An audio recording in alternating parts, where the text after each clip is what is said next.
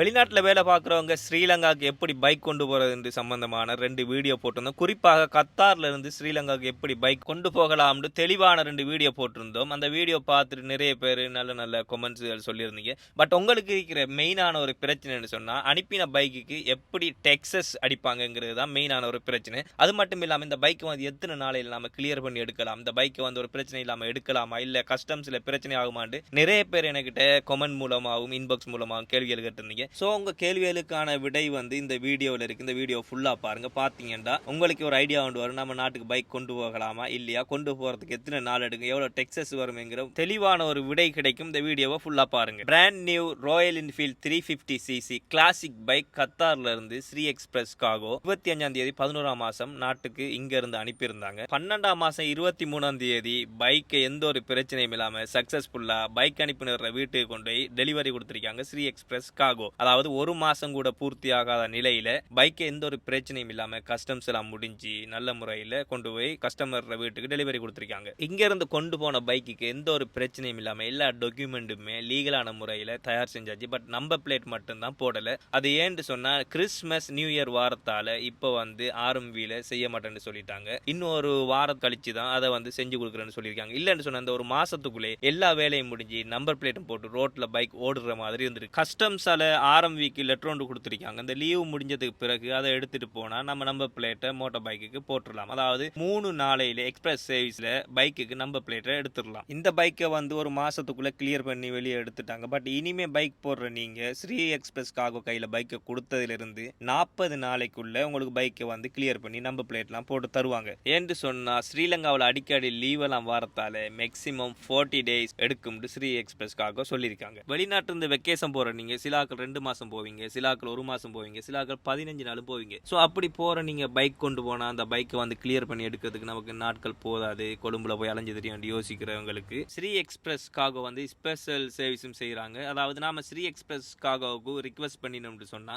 நாம கொழும்புக்கு வராமலே நம்ம பைக்கை கிளியர் பண்ணி நம்ம கையில கொடுப்பாங்க. அதாவது பாஸ்போர்ட்டை வந்து 3 இல்லாட்டி 4 நாளைக்கு ஸ்ரீ எக்ஸ்பிரஸ் காகோட கையில கொடுக்கணும். கொடுத்தோம்னு சொன்னா நாம கொழும்புக்கு போக வேண்டிய அவசியம் இல்லை. பைக்கை நல்ல முறையில் கிளியர் பண்ணி நம்ம வீட்டுக்கே டெலிவரி பண்ணுவாங்க. டெலிவரி வந்து அவங்கள்ட்ட இருக்குது. நாம ரிக்வெஸ்ட் பண்ணினோம்னு சொன்னா ஸ்ரீ எக்ஸ்பிரஸ்க்காகவே பண்ணுவாங்க. பட் ஒவ்வொரு ஊருக்கு அந்த தூரத்துக்கு ஏற்ற மாதிரி சார்ஜஸ் வந்து எடுப்பாங்க. அது மட்டும் இல்லாம நீங்க ஸ்ரீலங்காவில் எந்த மூலையில இருந்தாலும் உங்களோட பாஸ்போர்ட்டை எடுக்கிறதுக்கு ஸ்ரீ எக்ஸ்பிரஸ்க்காக கான்டாக்ட் பண்ணீங்கன்னு சொன்னா அவங்களே வந்து உங்க பாஸ்போர்ட்டை எடுத்துட்டு போய் வேலையை முடிச்சுட்டு உங்களோட ரிட்டர்ன் கொண்டு வந்து கொடுப்பாங்க. ஸோ நீங்க செய்ய வேண்டியது ஸ்ரீ எக்ஸ்பிரஸ்க்காகோட கிளியரன்ஸ் டீமை தொடர்பு கொண்டீங்கன்னா சரி. ஸோ கத்தார்ல இருந்து ஸ்ரீலங்காவுக்கு பைக் கொண்டு போறதுக்கு இருக்கிறவங்களுக்கு இங்க இருந்து பைக்கை பெக் பண்ணி நாட்டுக்கு அனுப்பி நாட்டில் கிளியரன்ஸ்லாம் நல்லபடியாக முடிச்சு உங்கள் வீட்டுக்கு டெலிவரி பண்ணுற வரைக்கும் எவ்வளவுக்கு இலகுவான முறையில் செய்யலாமோ அந்த அளவுக்கு பெஸ்ட்டான ஒரு சர்வீஸ் ஒன்றை ஸ்ரீ எக்ஸ்பிரஸ்க்காக கொடுக்குறாங்க. இந்த பைக்குக்கு வந்து டெக்ஸஸ் எவ்வளோ வந்திருக்குன்னு பார்த்தீங்கன்னா 5,77,000 வந்திருக்கு. பைக் போட்ட வர்ற ஒரு வருஷத்து அலவன்ஸையும் கழிச்சு இந்த டெக்ஸ் வந்து கஸ்டம்ஸ் எப்படி அடிச்சிருக்காங்கன்னு பார்த்தீங்கன்னா 250cc-லேருந்து 350cc வரைக்கும் ஒரு சிசிக்கு வந்து 1,650 ரூபாய் டெக்ஸ் அடிக்கிறாங்க. ஸோ இந்த கால்குலேஷனை வச்சுட்டு நாட்டுக்கு பைக் போகிறதுக்கு இருக்கிறவங்க போடலாம். இதில் வந்து மைனஸ் ப்ளஸ் வரும், கொஞ்சம் கூடலாம் கொஞ்சம் குறையலாம். இந்த டெக்ஸஸ் அமௌண்ட் வந்து சிசி கூடின பைக்குக்குரிய டெக்ஸஸ் அமௌண்ட் ஆகுது. அதாவது நம்ம இப்போ அனுப்பின ராயல் என்ஃபீல்டுக்குரிய அமௌண்ட் தான் இது.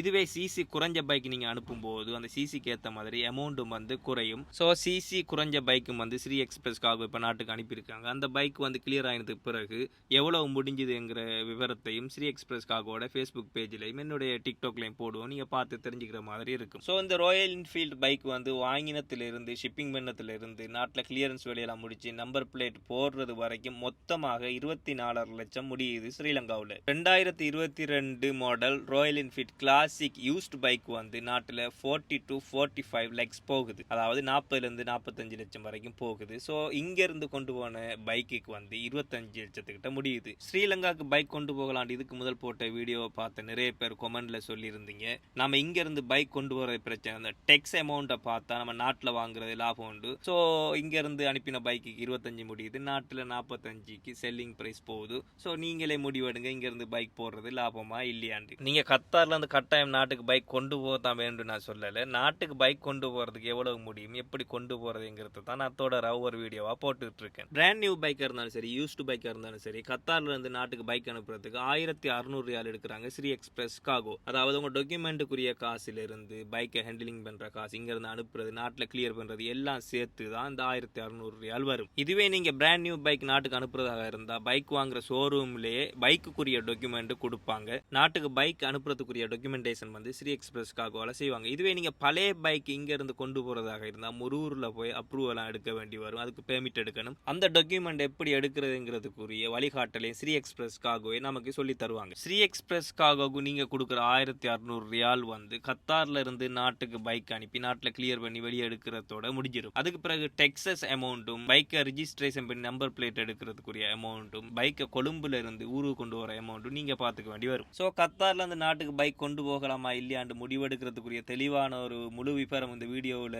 தந்திருக்கேன்னு நினைக்கிறேன். இதுல நீங்க தெரிஞ்சிக்க வேண்டிய விஷயம் வந்து நம்பர் பிளேட் வந்து எத்தனை நாளையில கிடைக்கும், எவ்வளவு அமௌண்ட் முடியும்ங்கிறது மட்டும் தான் தெரிஞ்சுக்கணும். அதையும் வந்து அடுத்த பைக் கிளியர் ஆகும்போது அடுத்த வீடியோவில் வந்து நம்பர் பிளேட் குறியத்தையும் மென்ஷன் பண்றேன், நீங்க பார்த்து தெரிஞ்சுக்கோங்க. அது மட்டும் இல்லாம ஸ்ரீ எக்ஸ்பிரஸ் காகோட டோர் டு டோர் யா காகோ சர்வீஸும் இருக்குது, வூடன் பாக்ஸ் சி காகோ சர்வீஸும் இருக்குது. நாட்டுக்கு சாமான் போடணும் இருக்கிறவங்க மறக்காம ஸ்ரீ எக்ஸ்பிரஸ் காகோ தொடர்பு கொள்ளுங்க.